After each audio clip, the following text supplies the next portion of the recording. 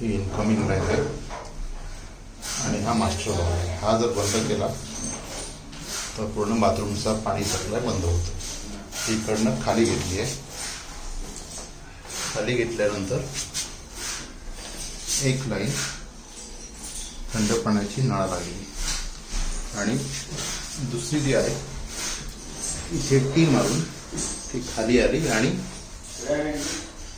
Jet T लागली.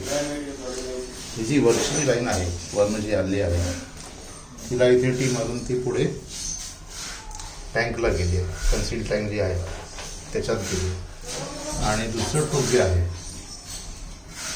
ते हे असं वर गेलं आहे.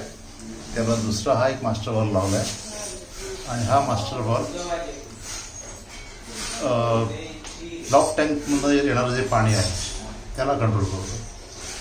ही पाईपलाईन अशी आहे आणि पुढे जशी चित्र काढल्या तशी न करता वरच्या भिंतीला लागून गेली आणि ह्या पॉईंटनंतर ती बाहेर गेली. तर ही आलेली जी लाईन आहे ही अशी आली.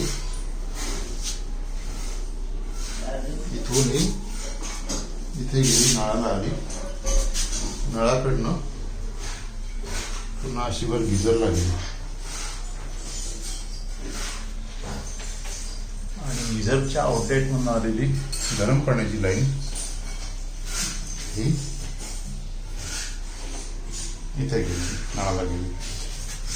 आणि थंड पाण्याची लाईन जी आहे ती इकडनं तशीच सरळ खाली जाऊन किचन आणि बेसिनला गेली.